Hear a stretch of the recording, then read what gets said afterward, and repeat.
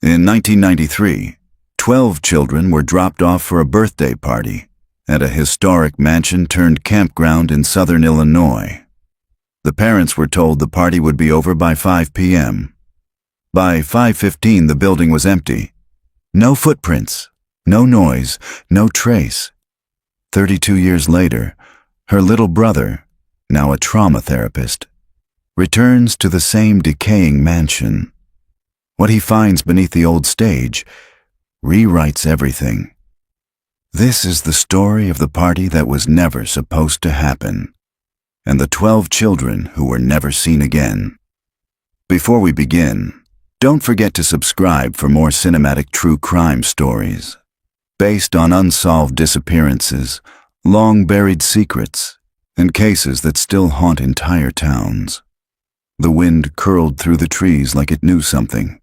The old Braxton estate had been quiet for decades, its sagging balconies and shuttered windows long forgotten by the families who once held tea on its sun-drenched porches. But in July of 1993, it came back to life for a single afternoon. A child's birthday party hosted in the grand ballroom of the West Wing, now retrofitted as a private campground lodge. 12 children arrived, all aged between 9 and 11, all from neighboring towns, all holding handmade paper invitations stamped with a glittery pink number 10. The birthday girl's name was Claire Weldon. It was her 10th birthday. Her mother had gone all out. Party hats, sheet cake, pin the tail on the unicorn, even a scavenger hunt mapped through the upper floors. The parents dropped their kids off at noon. Pickup was 5 sharp. Claire's mother waved off concerns about the mansion's condition. It had been refurbished by the campground owners just months earlier. At 4:45 p.m., Claire's mother took a phone call outside. When she returned to the ballroom at 5:02, the room was empty. No children, no sounds, only a cake with 12 untouched slices. And the words, "Happy Birthday." Claire half swiped off the frosting. One by one, the other parents pulled into the gravel lot. One by one, they walked inside. And one by one, they began to scream. When police arrived, they searched the entire building: attic, basement, ballroom, side halls, secret staircases. There were no signs of struggle, no broken windows, no blood. The front door had been locked from the inside. The Braxton estate was shut down permanently 2 weeks later. The Weldon family never recovered. Claire's father left. Her mother vanished a year later. Suicide, though her body was never found. But Claire's little brother, Evan Weldon, who was only 5 at the time and too young to attend, grew up with one goal: to understand what happened inside that house. 32 years later, in the fall of 2024, he returned to the ruins of the Braxton estate with blueprints, a flashlight, and a professional license in trauma counseling. What he found beneath the old ballroom stage, sealed beneath concrete and left off every public diagram, would not only reveal the truth, it would expose something much darker than anyone had ever imagined. July 10th, 2024. Location: Braxton Estate, Southern Illinois. The gate had been left open. Not that there was much of a gate left, just a rusted iron arch half swallowed by vines, its middle plaque barely legible in the summer light. Braxton Estate, it read in faded script, though the B had long since fallen off and now hung by a single rusted screw, swinging in the wind like a crooked tooth. Evan Weldon parked his rental car just beyond it, the tires crunching on gravel that hadn't shifted in decades. He shut off the engine but didn't move. The engine ticked as it cooled. The air was hot and motionless. He hadn't said her name aloud in years. Claire, his sister. She would have been 42 today, but she never turned 11. Because this house, the Braxton estate, is where she vanished, along with 11 other children during her 10th birthday party in the summer of 1993. They were never found. No bodies. No witnesses, not even a scream. Only one thing was recovered weeks later: A single birthday balloon, found deflated and tangled in the branches of a cottonwood tree, 3 miles from the estate. And now Evan was back. 31 years later, 5 years sober. Still a therapist, still broken. Still asking the same question that had gutted his childhood. What happened in that house? He stepped out into the heat, pulled a rolled blueprint tube from the back seat, and slung his backpack over one shoulder. Inside it, a floodlight, crowbar, gloves, first aid kit, portable GoPro rig, and the one thing that had brought him back here, a copy of the original architectural plans for the estate. These weren't from the public record. They were salvaged from a forgotten box in the Williamson County Archives, and they showed something the 1993 investigators never saw. A sealed chamber beneath the ballroom stage. No windows, no stair access, no record of construction permits. A dead space, deliberate. He made his way up the cracked flagstone path. Ivy clung to the porch rails. Vultures circled in the sky above the timberline, as if waiting. The mansion loomed ahead like a wound in the landscape. 3 stories tall, collapsing in slow ruin. Warped siding. Shuttered windows. The double front doors hung unevenly on their hinges. Someone had spray-painted a faded red X over the main entrance. Foreclosure or fire risk. Maybe both. Evan didn't hesitate. He slipped in through a loose panel near the side window and stepped into the ballroom. The temperature dropped as soon as he entered. The air was still, stagnant. The grand room stretched wide and empty before him, its high ceiling cracked, its wooden floor warped by rot and time.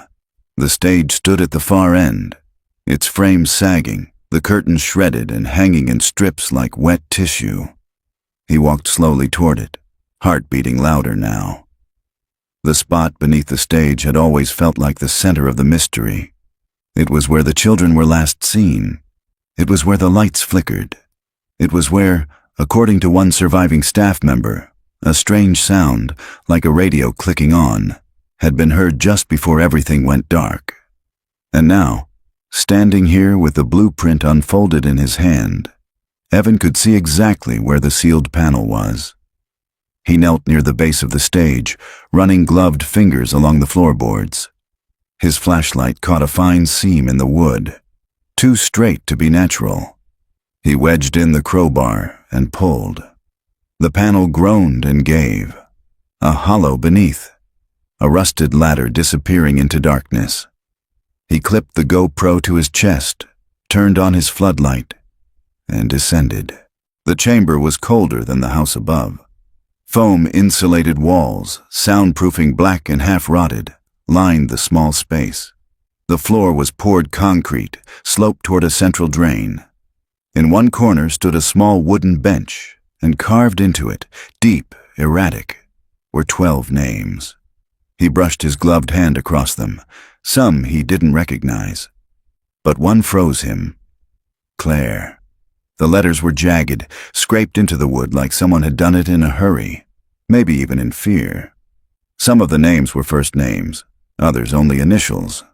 He turned slowly, scanning the space. In the far corner, a stack of folding plastic chairs. Child-sized, 12 of them. Next to them, a pile of birthday hats, crushed and faded, but still dusted with glitter. And beyond that, a rusted filing cabinet. It took several hard tugs to pry the top drawer open. Inside, old photographs, Polaroids, 35mm prints, many dated in marker. July 10th, 1993. Evan's hands shook as he flipped through them. Kids lined up against the soundproofed wall, some smiling, others blindfolded, a few holding up numbered signs. One photo was labeled simply, 10 were invited. Another showed a circle of chairs on the ballroom stage above, 12 total. One was empty. On the back of that photo, someone had written, 12 came. Only one walked out. Numbers matter. His flashlight flickered for just a second, and then, quietly behind him, he heard it. A whisper, childlike. Close. He spun, flooding the chamber with light. Nothing. Then it came again. A soft, measured breath. 3 syllables. A voice not quite real. You weren't supposed to come back. July 10th, 2024.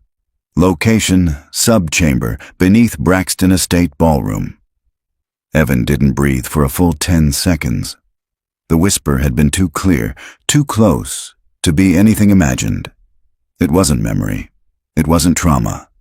He'd counseled enough survivors to know how the mind plays tricks when it's overwhelmed. But this was something else. This had presence. He turned in a slow circle, his floodlight tracing across the foam-padded walls and the row of child-sized chairs. Nothing moved, but something lingered. There was a stain on the 3rd rung of the ladder he hadn't noticed on the way down. Dark, fresh, and unmistakable. Blood. Small. A smear. Not a drop. He snapped a photo with his phone, then crouched to study the floor again. A shallow drain sat at the room's center, partially clogged with dust and hair.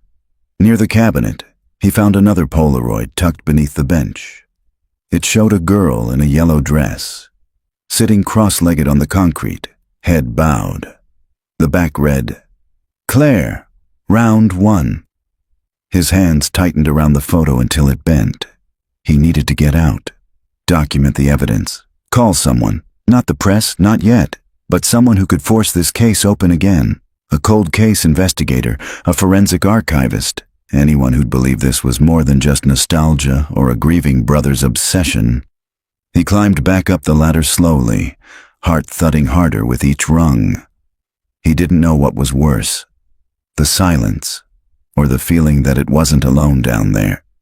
The ballroom hadn't changed in the hour he'd been below. Same broken light filtering through the stained windows. Same sickly dust in the air. But the atmosphere had shifted. It felt darker, even in daylight. The curtain above the stage rustled softly, though there was no breeze. Evan stepped away from the trapdoor, turned back toward the front of the house, and froze. There was something new on the wall. A corkboard, warped, partially rotted. It hadn't registered before. He walked closer.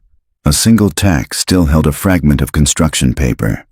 "Happy 10th birthday, Claire." There was a faint fingerprint in the corner. Not dust, not soot, ash. Below the sign, on the warped baseboard, someone had scratched a symbol into the wood. A circle. 12 tiny lines, like a clock with no hands, or a game board. He backed away, unsettled by how deliberate it felt. Someone had designed this space. Someone had built it to contain children, and that someone hadn't just been hiding them, they'd been watching. He returned to the motel just after sundown. The box he found beneath the floorboards, heavy-duty plastic, industrial sealed, sat on the nightstand beside a Gideon Bible and a flickering lamp. He had wiped it clean before putting it in the car. Labeled faintly across the lid, beneath a layer of dust, were the initials. CW. Inside the box were 3 things. A high-8 camcorder cassette, labeled Claire Final. A stuffed rabbit, missing its left eye. A folded letter, sealed in a Ziploc bag. He opened the letter first. The handwriting was unmistakably Claire's, childlike but legible. Evan had seen the same curved letters in her old notebooks years ago. At the bottom was the date, July 9th, 1993. "Hide it if I'm not back. Burn it if he finds it. Don't tell him I told." He read the letter once, then again. "I didn't invite all of them. 2 boys came I didn't know. They said they were friends of Sam. They laughed too loud. One had yellow teeth. They brought the box down, said it was a game, said we'd play the numbers, chairs in a circle, 12. I think I was supposed to pick, but I didn't. So he did. He said, only one gets out, the one who doesn't scream." Then he turned off the lights. Evan sat perfectly still. The room felt like it had lost all its oxygen. His sister hadn't vanished. She'd been trapped in a game, and someone had been running it. He took the cassette out to his car and slotted it into the old combo high-8 player he'd rigged in the passenger seat, part of a digital restoration kit he used in his trauma practice. The screen buzzed, then flickered. A shaky handheld clip, birthday streamers, a cake with 10 candles, music playing faintly in the background, Claire's voice giggling. Then a hard cut, new frame. The same camcorder, but the room is dark now. The 12 chairs are in view. A plastic box sits in the center. A man's voice, low, calm, says, "Pick one." Claire's voice small. "No." Then I'll pick." A child begins to cry. Another says, "This isn't funny anymore." The screen cuts to black. And then one last line, whispered, "Numbers matter." The tape ends. Evan ejected it and sat in silence. Something about the voice, the way it spoke, felt rehearsed, performed. It wasn't panic. It wasn't even excitement. It was clinical, like someone conducting an experiment.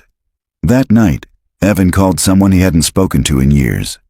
Detective Ana Morales, retired from Illinois State Police, now working cold cases part-time. She answered on the second ring. "Morales," she said. Evan didn't waste time. "I found the room," he said. "It's real, and I think someone else was down there after they closed the house." Pause. "Where?" "The Braxton estate, the ballroom, under the stage." She went quiet. Then, "You still have the tape?" "Yes." "Don't share it. Not yet. I'll be there by morning." July 11th, 2024. Location: Illinois State Police Cold Case Division, Springfield. Detective Ana Morales didn't blink as the footage ended. She sat perfectly still in the cramped conference room, lit only by the soft blue glow of the portable screen on the table. The faint hum of an old HVAC unit was the only sound. Evan sat across from her, watching her face instead of the video. The tape had ended the same way both times. A girl screams. A plastic chair scrapes across concrete. Then, "Numbers matter?" And silence. When Morales finally spoke, her voice was flat. "Where's the original camcorder?" "Gone. Just the tape was left, sealed in the box." Evan gestured toward the table. "There was a note in Claire's handwriting and a stuffed rabbit I remember from her room. I can get the DNA swabbed if you need it." "I will," she said. "But I already believe you." That surprised him. She leaned forward. "Because you're not the first person who's brought me something from that house?" Evan straightened. "What do you mean?" 3 years ago," she said, "a contractor renovating a farmhouse in Benton found a rotted mattress and a child's drawing behind the drywall." The handwriting matched one of the Braxton kids, but it was brushed off, classified as a coincidence. No prints, no chain of custody. The case stayed closed. She tapped the photo of the circle of chairs.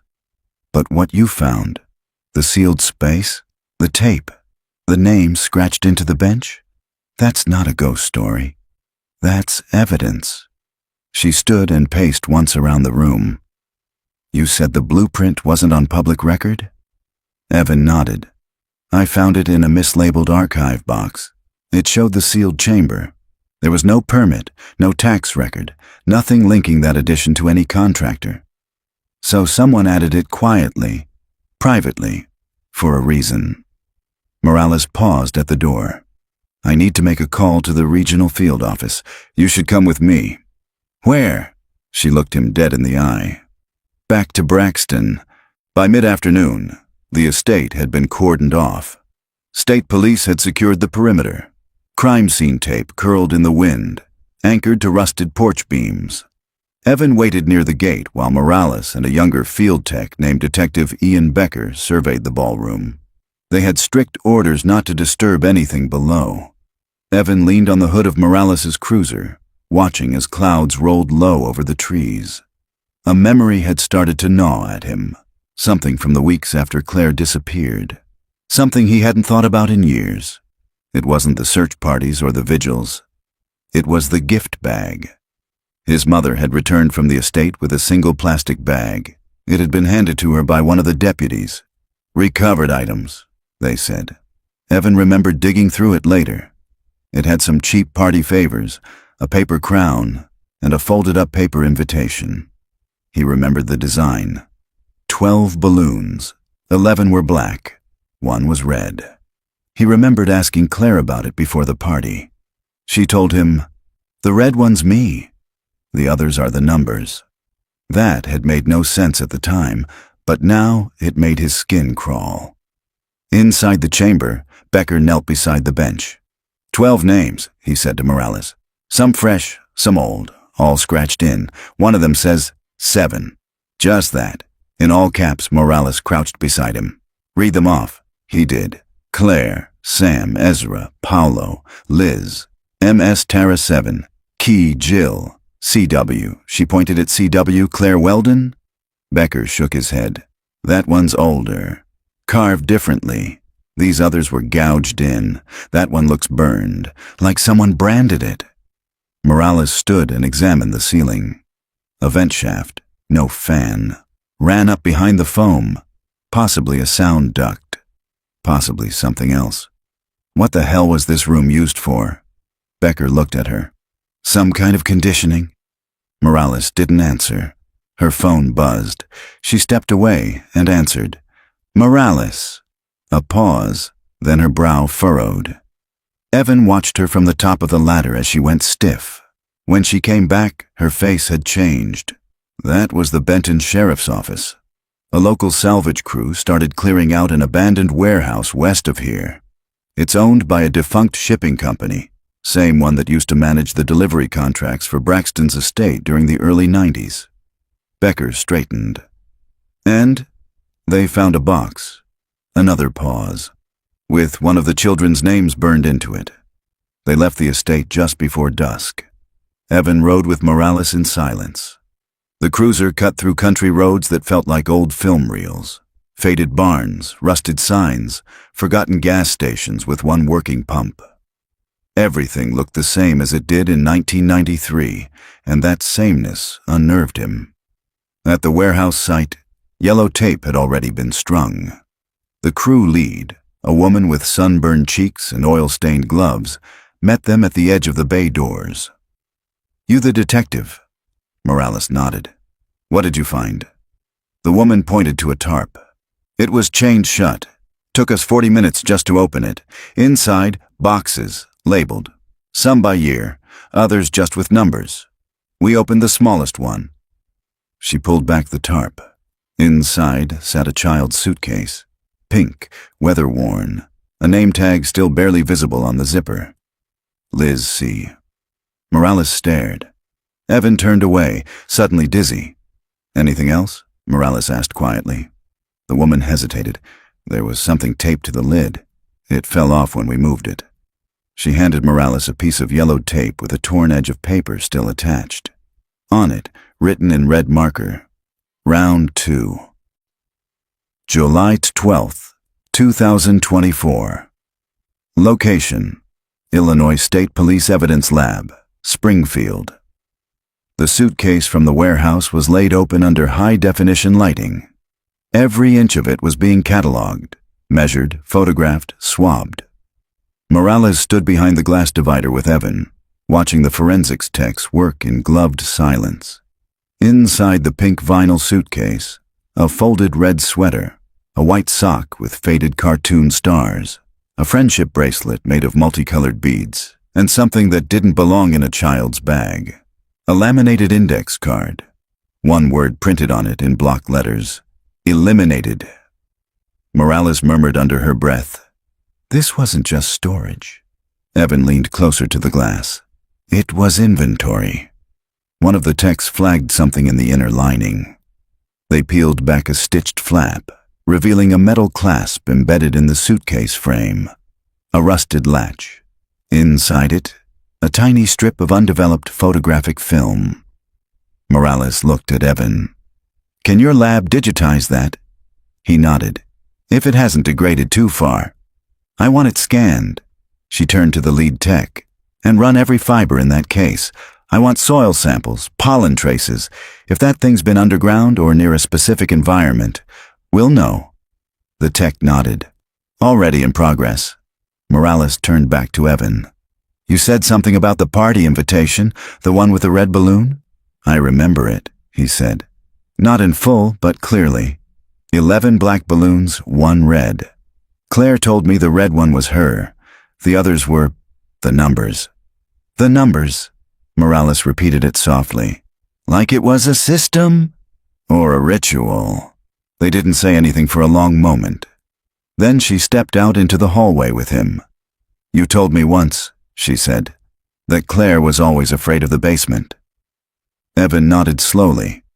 She said there was a man down there, he said. Tall, pale, always waiting. My parents chalked it up to nightmares. And she still wanted the party at Braxton? No, Evan said quietly. She didn't. That night, Evan couldn't sleep. The motel room was too quiet. The light from the highway signs flickered through the curtain like Morse code. His phone buzzed once around midnight. A single text. Unknown number. No name. You're too close. Stop before round 3 begins. He stared at it for a long time. Then he got up, booted his laptop, and began reviewing the digitized documents from the Braxton Family Trust, deeds, contractor logs, archived donations. Most were scrubbed of any useful detail. But then something caught his eye. A foundation filing from 1992, under a shell company named Crowning Numbers Incorporated, listed as a donor to Braxton Children's Enrichment Facility. Attached was a mission statement. Structured enrichment for high-potential minds, private instruction, controlled scenarios, group calibration, 1 remains. 1 remains. Evan opened a second file from the police archives. It was an unofficial report filed by a deputy named John Reinert, who was pulled from the original 1993 Braxton case weeks after the children vanished. His final note said, "This wasn't abduction. It was selection." There were always only supposed to be 12. The rest of the report had been blacked out. The following morning, Morales was waiting in the lab conference room when Evan arrived. She looked tired, but alert. I had them run handwriting comparison last night, she said. And? She placed a sheet of paper on the table. 2 sentences, one written by Claire in a 1992 birthday thank you card. The other from the hidden note in the suitcase. Same angle, same curl on the lowercase g, same pressure signature. Claire wrote the note inside the suitcase marked round 2, but that suitcase was labeled with Liz's name.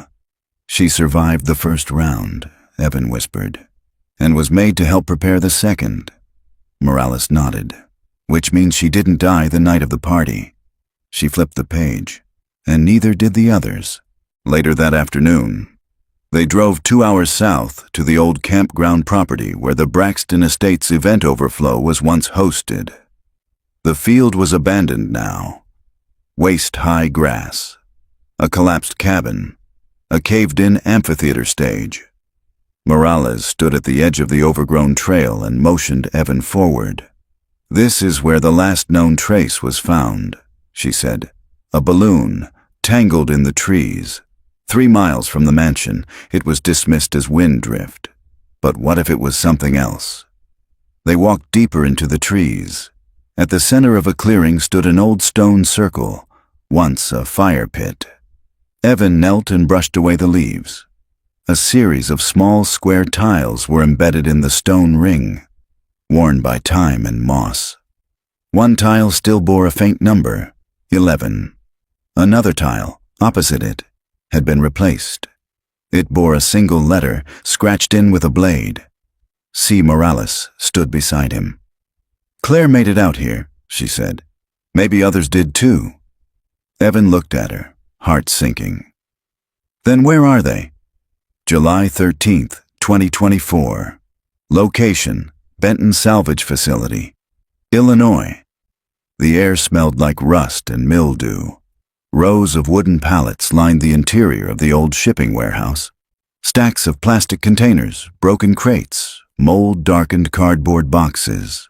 But one area had been taped off entirely. a corner walled with industrial shelving where 3 identical child-sized trunks had been found. Morales flashed her badge and ducked beneath the tape. Evan followed close behind. Each trunk was numbered. Trunk 03, KY Trunk 07, SAM Trunk 09, unknown. All 3 had matching clasps, recessed handles, and child-safe locks. All 3 were lined with soft foam and equipped with strange fixtures, hooks, rubber restraints, plastic rings embedded in the walls. Trunk 03 contained a child's shoe. Trunk 07 had a broken Viewmaster toy, still loaded with a cartoon reel. Trunk 9 held only one item, a red birthday hat, folded flat and stained with something dark. Morales didn't speak. She didn't need to. The children hadn't simply been hidden. They'd been processed. In the trunk labeled KY, a false panel was discovered beneath the foam lining. Evan crouched with one of the techs as they gently lifted it, exposing a thin compartment behind the base.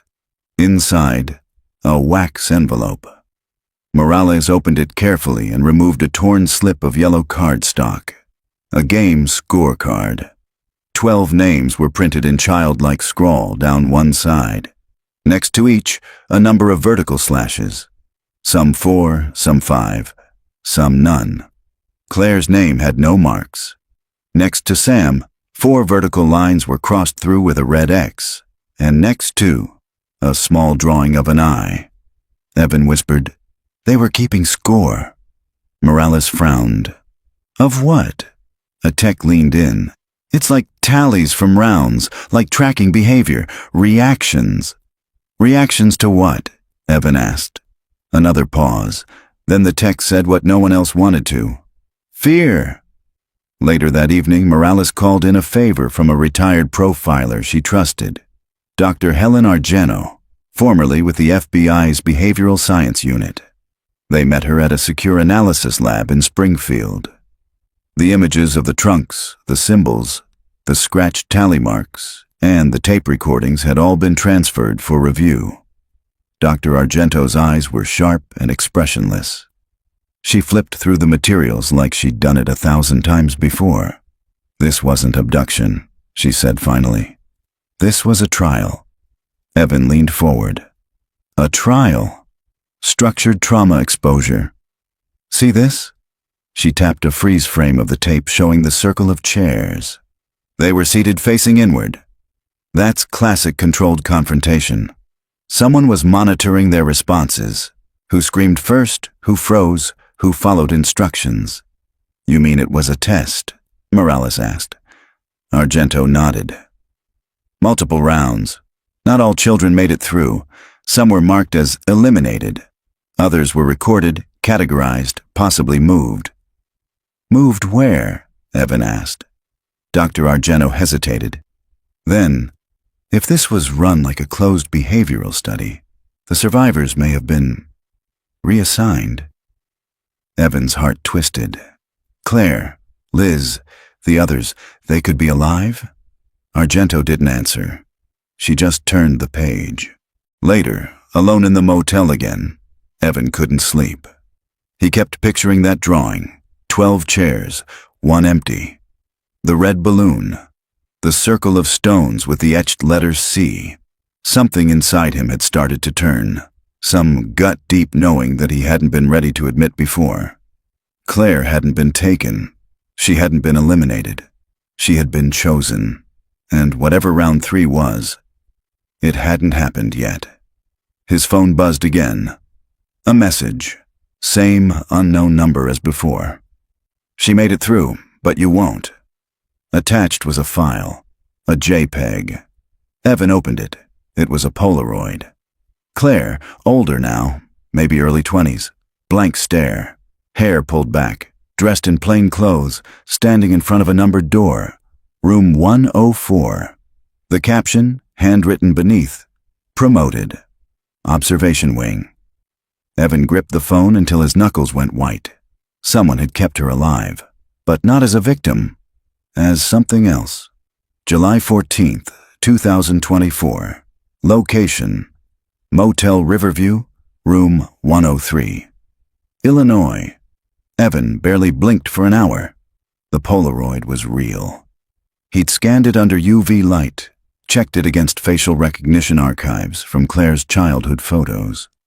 The software gave it an 87% match, allowing for age, facial maturation, and lighting. His sister was alive, but something was wrong in her eyes. Not pain, not terror, something worse. Detachment. At 3:12 a.m., he finally called Morales. She answered on the first ring. "I just got the photo," he said. "Claire's alive, and someone sent it to me like a warning." He emailed it to her mid-call. She opened it in silence. Then, "That's not a warning. That's a power play." Evan sat on the edge of the bed, the air conditioner humming like static. "Room 104, he said. "Think it's part of a facility." Morales' voice was steady. "Could be anywhere, but there are clues. Look behind her. There's a logo on the door plate, barely visible. I'll send it to our enhancement team." And the handwriting? Already flagged. Matches the earlier eliminated card from the suitcase. Evan closed his eyes. "What if this is round 3? He whispered. By late morning, the lab team confirmed it.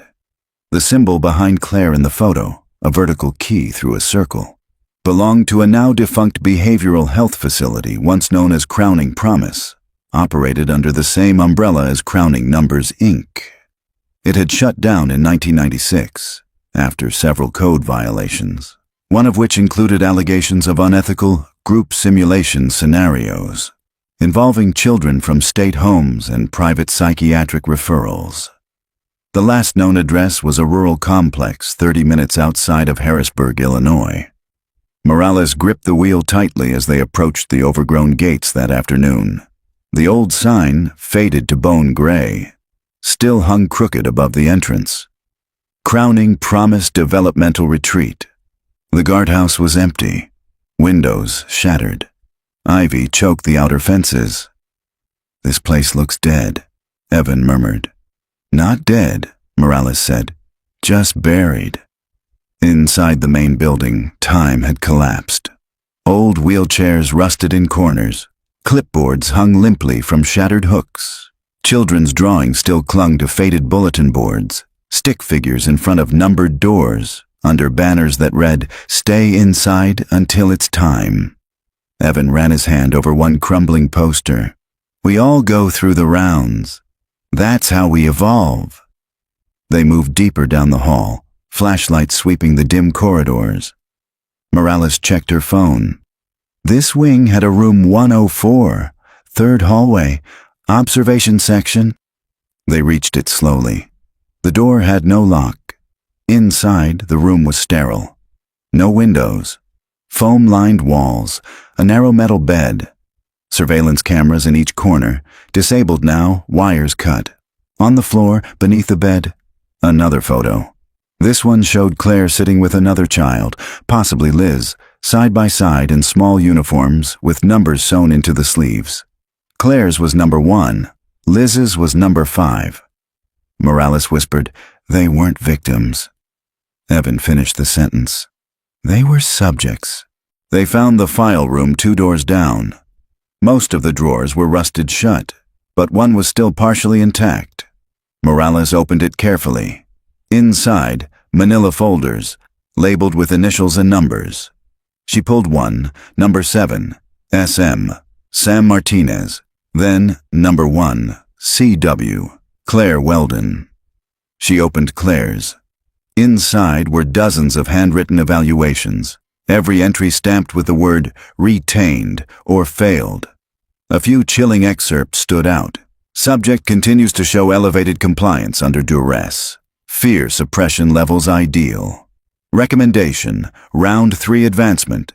Subject displays increasing tendency to observe others during stress simulations. Emerging potential as moderator role. Subject 01 has stopped crying entirely. 3 weeks without emotional regression. At the bottom of the last page, transfer to control. Wing approved date August 2nd, 1993. Authorized by D. Wren. Evan stared at the name. "I've seen this signature before." Morales looked up. "Where?"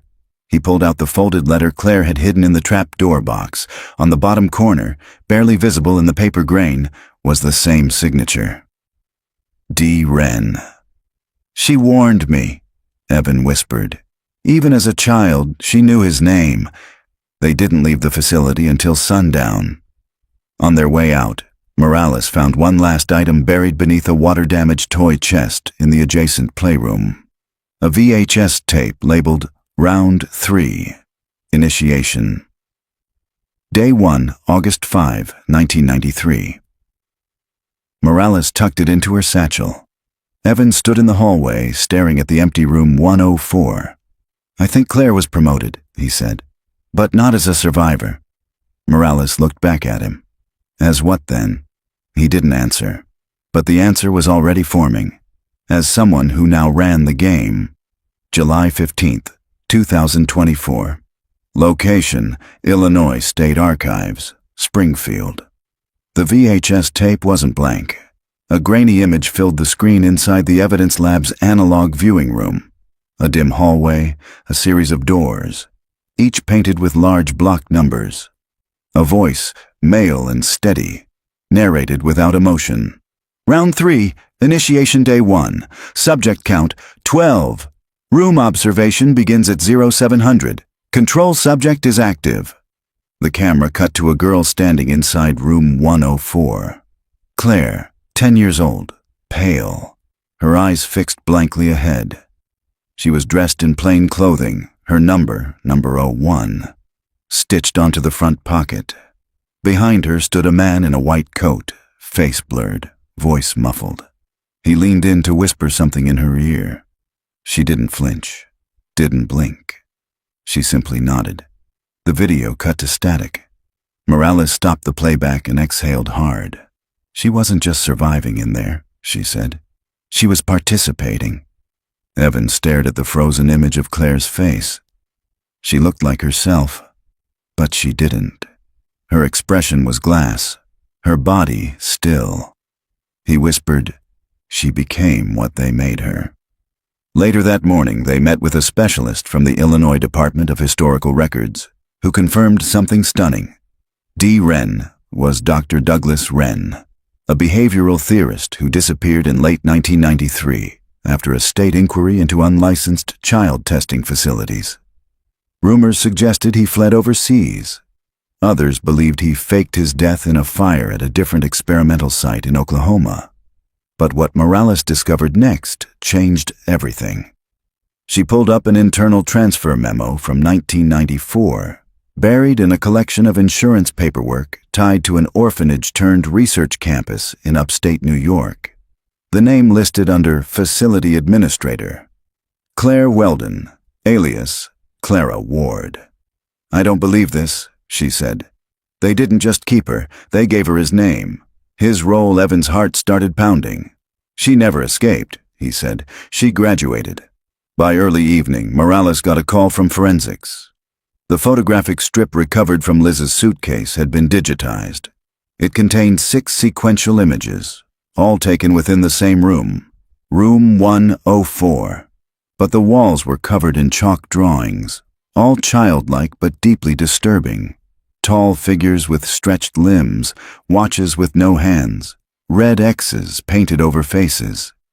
In the final frame, Claire was seen kneeling beside another girl, Liz, older now, her hand placed gently on Liz's shoulder.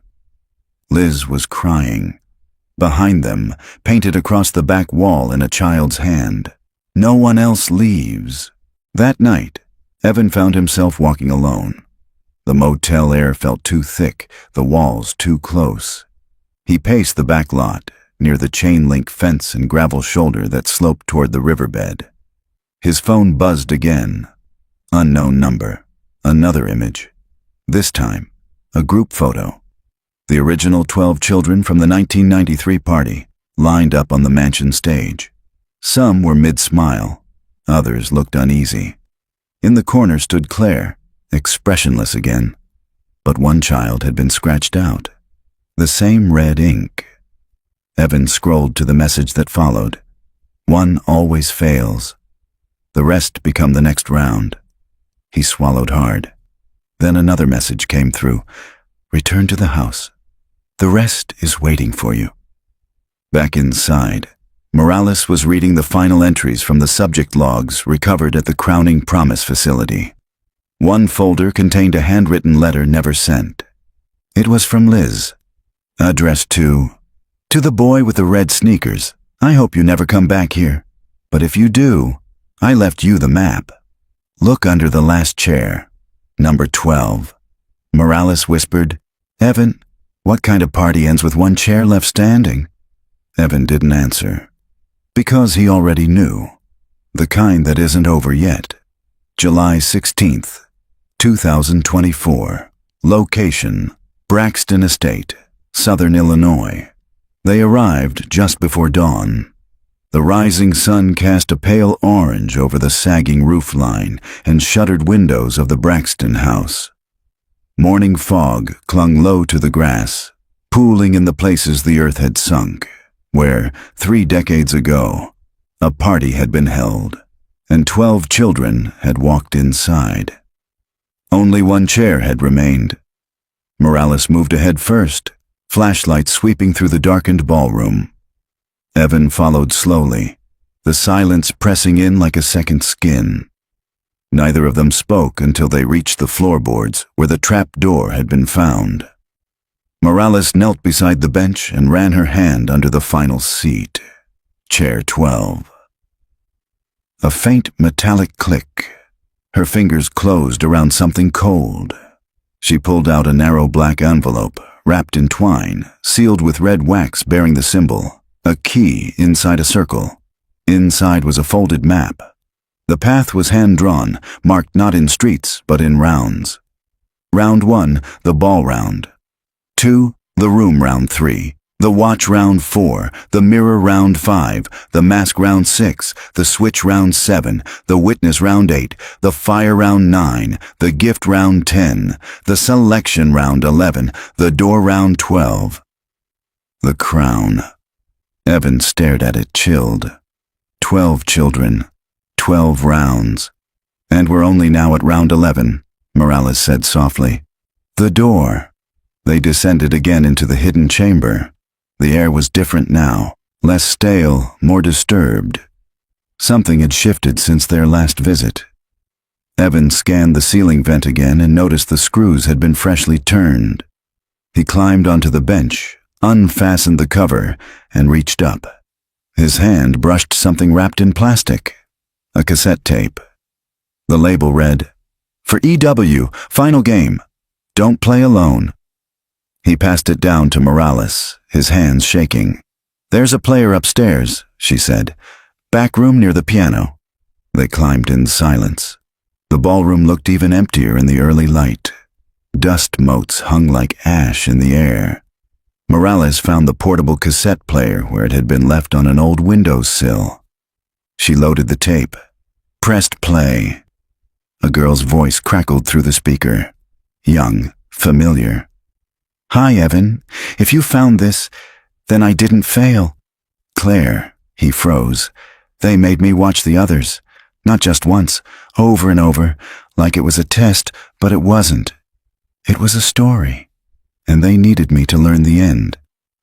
They said if I could keep going, I'd become the next one, the one who chooses. But I remembered something you said when we were little, that there's no such thing as real magic.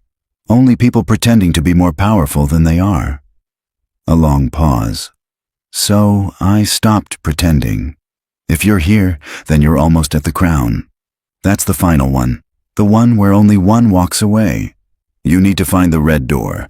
It's in the house, beneath everything. And if it opens, you can end it. But don't bring anyone else. They always take the witness." Click. The tape ended. They stood in silence for what felt like a full minute. Then Morales said, "She never left this place." "She became this place," Evan replied. They returned to the basement.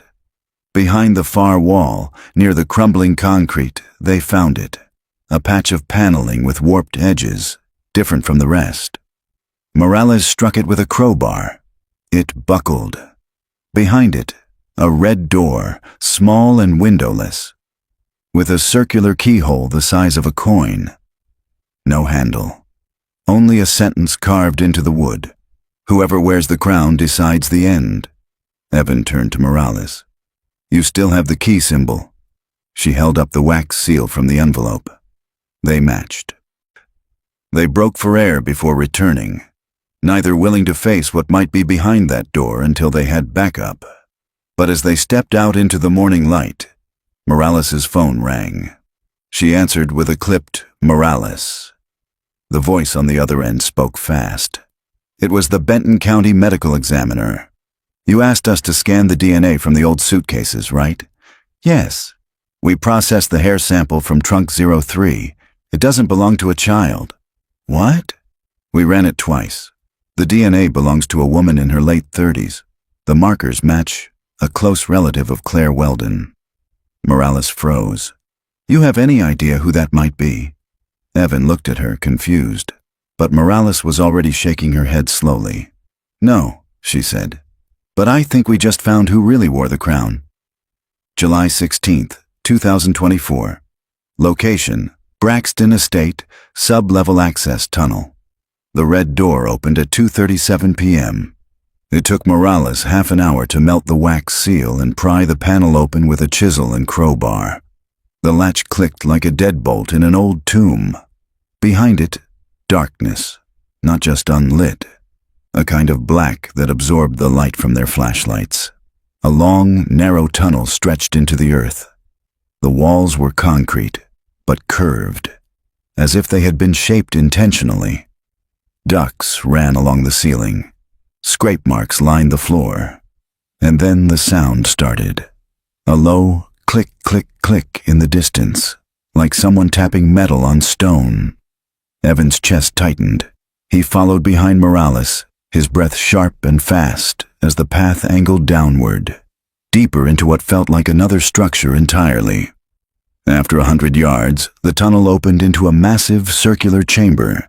At its center, 12 chairs in a perfect ring, all empty. On the far wall, a viewing window, shattered.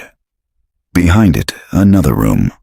Inside it, cabinets, tape decks, filing cabinets, and in the far corner, a mannequin, dressed like a little girl in a party dress.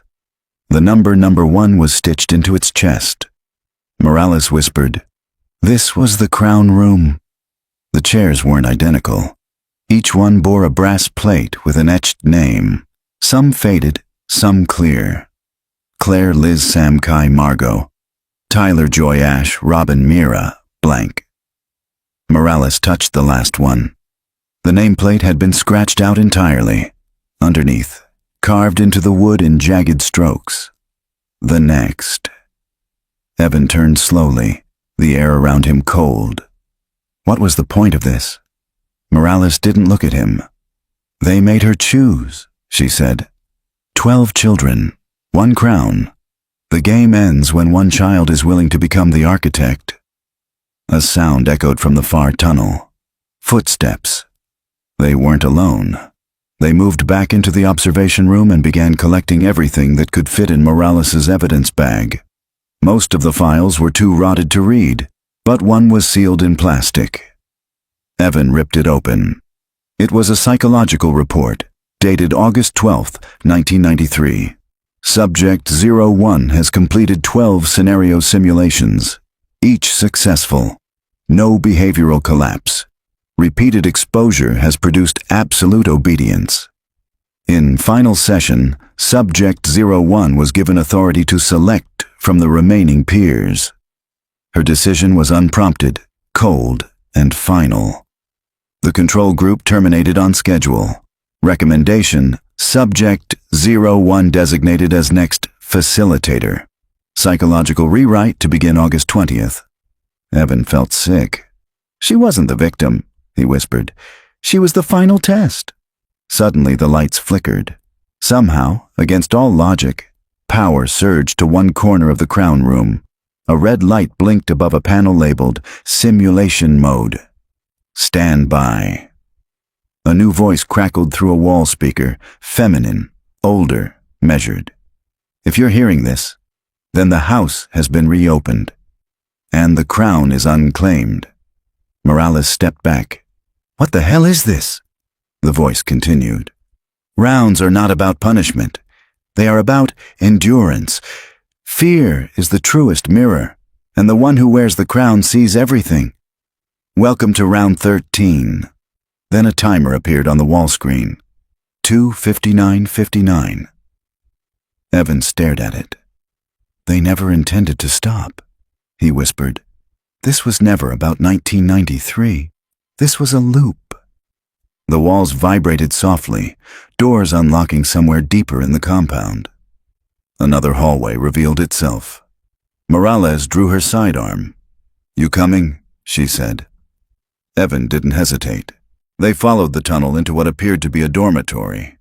15 rooms, all numbered. Room 13 was missing its door. Inside, rows of drawings tacked to the walls.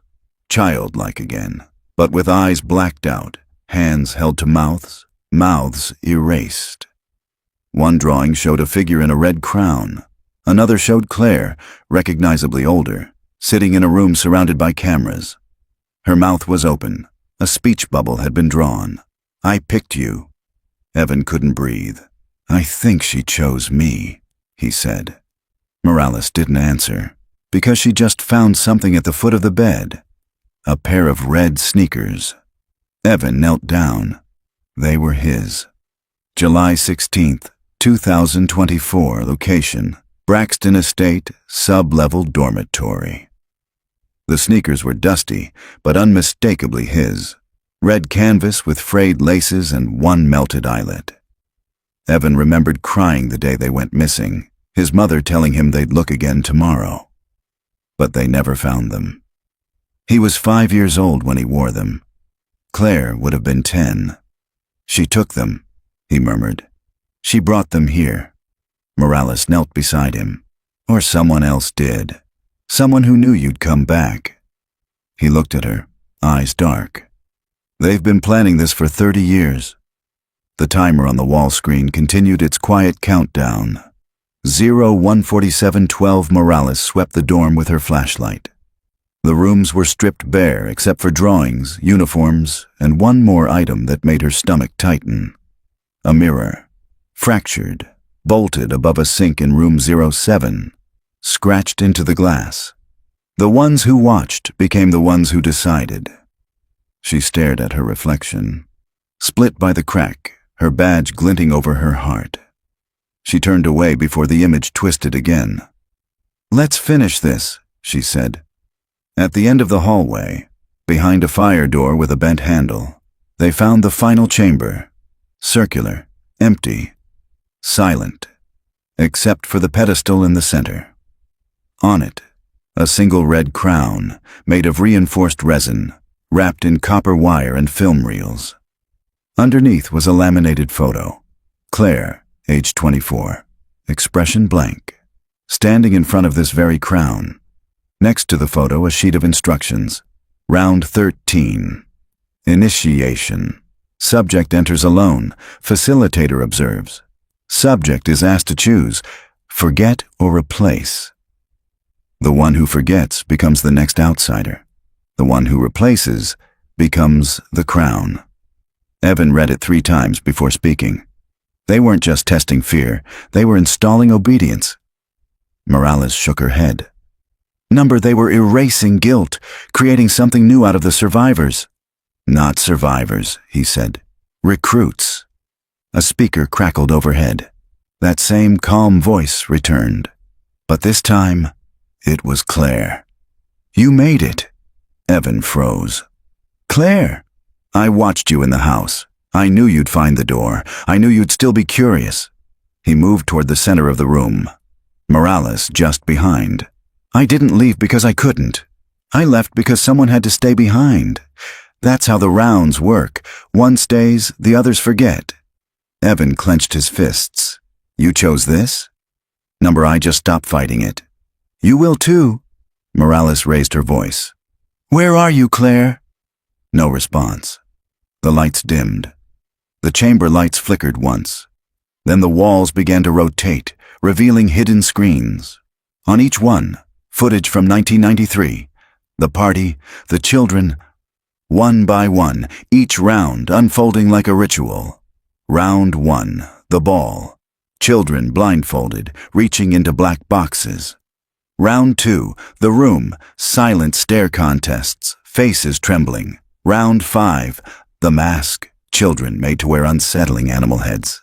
Round 8, the fire, matches, candles, a trust exercise gone wrong.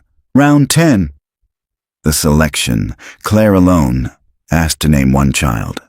She says, "Morsam." The screen cuts to black. Evan stares blankly. She sacrificed them. Morales swallowed. Or she thought she had to. The pedestal pulsed red. Beneath it, a drawer opened with a hiss. Inside, a sealed envelope, addressed in handwriting identical to Claire's childhood journal. To Evan, before you decide. He opened it with shaking hands. Inside was a photo, a candid shot. Claire at the birthday party, mid-laugh, cake on her cheek. The other kids behind her, unposed, messy, human.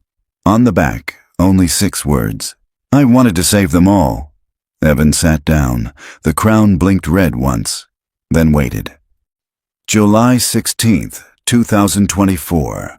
Location: the Crown Room, Sublevel, Braxton Estate. The red crown pulsed in silence. Evan stared at it, unmoving. The final note from Claire crumpled in his palm.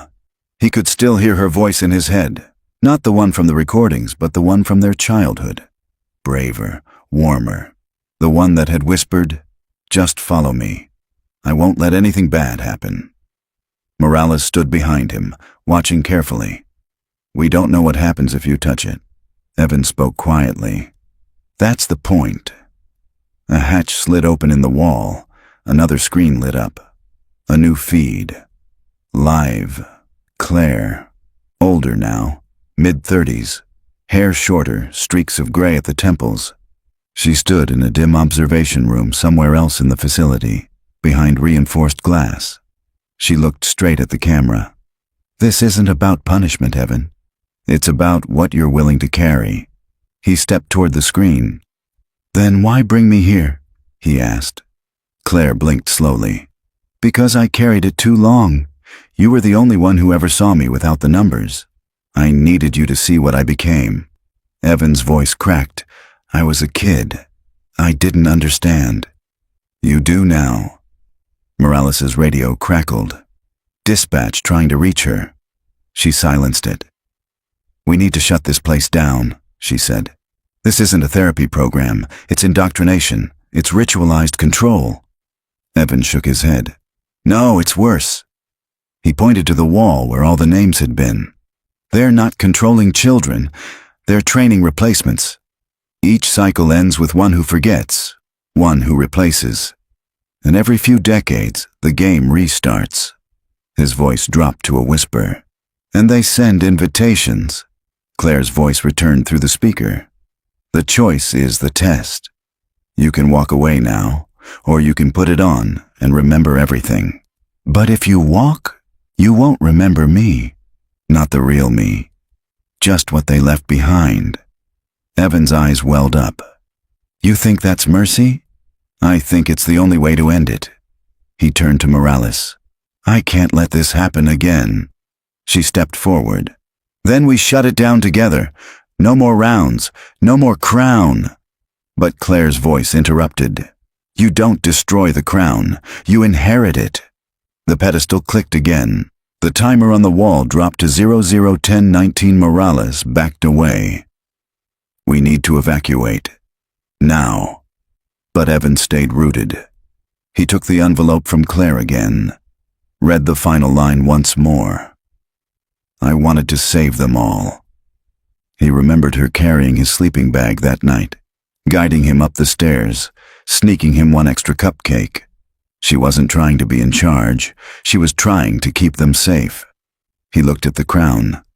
What if she had one? What if this wasn't a punishment at all, but a prison she never escaped? He reached for the crown. Morales shouted, "Evan, don't!" But it was already in his hands. The lights dimmed. The chamber rumbled. Claire's final message echoed once more. One always forgets. The other becomes the door. Then Evan's vision blurred, a sharp pulse of white heat behind his eyes. The room spun. Memory poured in, unfiltered. The ball, the mirror, the fire, Claire screaming. A man in a white coat holding a clipboard, 12 chairs, 11 names, one left standing. When he opened his eyes again, he was alone. The room was silent. The timer gone, the crown gone. Only one item remained, a new envelope sealed with wax. It read, "For the next one." July 17th, 2024. Location: Springfield FBI Field Office. Evan sat in the interview room alone. The lights above him buzzed faintly. He hadn't spoken for nearly 2 hours. Not since Morales brought him in, eyes wild, mouth tight, refusing to explain what had happened beneath the Braxton house. She stood behind the glass now, watching. She'd seen him emerge from the tunnel at dawn. No crown, no Claire, just the envelope in his hand. He hadn't said a word on the drive. He only stared straight ahead, like he was listening to something no one else could hear. Inside the envelope had been 2 things, a cassette tape and a new list. 12 names again, but not from 1993. They were modern. Children born between 2013 and 2015. Some from Missouri, some from Arkansas, one from Chicago, one from Southern Illinois. Beside each, a single word. Invited. The tape played now on the evidence deck in the adjacent room. Morales and a forensic tech listened in grim silence. Claire's voice again. "The crown can't end. It can only move. I gave Evan the choice I never had, and now he'll give someone else the same. Don't look for me. I already left." A pause. He remembers everything now. But the question is, what will he do with it? Evan remained motionless at the metal table. He could hear his own breath. He could feel the crown in his bones now, like it had been buried in him since childhood. All the old dreams, the flashes of light, the whispers at night, the memory of waking in the mansion basement with a red balloon in his lap. He'd thought they were nightmares. They weren't. They were rounds. He looked at his hands, flexed his fingers. On the table sat a new envelope, blank, waiting. Later that night, Morales returned to the Braxton house with a federal team. They cleared the entire structure, every sub-level, every locked door. But the crown room was gone. The observation wing sealed in concrete. All files vanished. Even the tunnel where the crown had been found had collapsed. Only one thing remained in the center of the ballroom. A folding chair, a red balloon tied to it, and a note taped to the seat. Next party begins soon, August 12th, 2024. Location, unknown. A girl sat alone in a waiting room. She looked no older than 11, wore a yellow dress. Her shoes were new. In her lap, a manila envelope with her name on it. No one else sat beside her. A chime sounded. A red door opened, and a woman in a gray blouse and a soft voice said, "Claire will see you now." The girl rose. She smiled and walked through the door.